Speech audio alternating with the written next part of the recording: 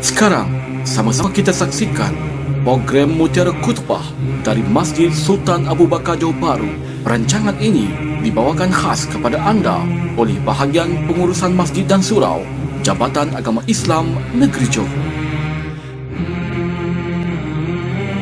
Islam mengiktiraf bahawa umat Islam yang hidup pada zaman baginda Rasulullah sallallahu alaihi wasallam merupakan mereka yang hidup pada kurun yang terbaik berbanding kurun-kurun selepasnya.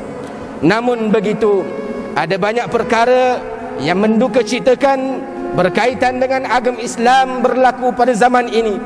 Kita dapat melihat bahawa kemuliaan agama Islam mula dipandang rendah dan sering disalah tafsir.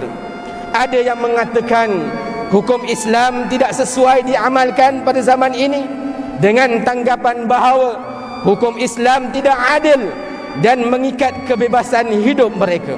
Ada juga yang mengatakan Islam agama yang mundur dan yang paling menyedihkan, ada yang mengaitkan agama Islam dengan keganasan dan pelampau.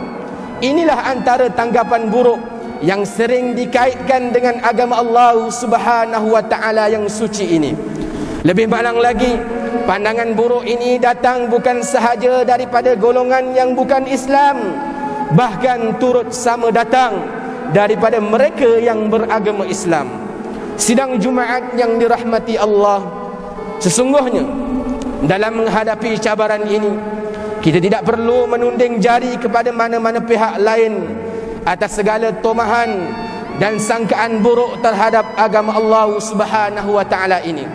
Hal ini demikian kerana ada kalanya segala tomahan dan pandangan buruk terhadap Islam ini adalah disebabkan oleh sikap umat Islam itu sendiri.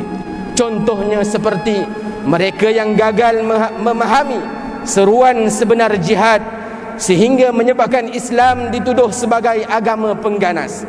Terdapat juga mereka yang tidak beramal dengan ajaran Islam sepenuhnya, bahkan sering mempertikaikan setiap amalan yang dilakukan oleh umat Islam itu sendiri. Ada juga mereka yang gagal mengawal nafsu syahwat dengan tanpa segan silu melakukan perbuatan-perbuatan yang dilarang oleh Allah Subhanahu wa taala, seperti berzina, berjudi, minum arak dan pelbagai lagi.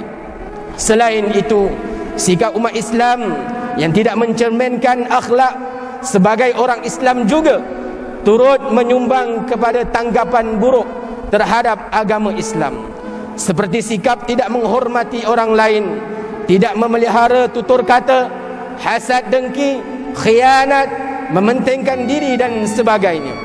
Tegasnya perkara-perkara seperti inilah yang sebenarnya telah memberi gambaran yang tidak baik kepada agama Islam itu sendiri. Oleh hal yang demikian itu, sebagai umat Nabi Muhammad sallallahu alaihi wasallam, kita wajib menyambung perjuangan baginda Nabi sallallahu alaihi wasallam dan para sahabat radhiyallahu anhum ajma'in dengan bersungguh-sungguh menjaga kemuliaan dan memartabatkan agama Islam ini.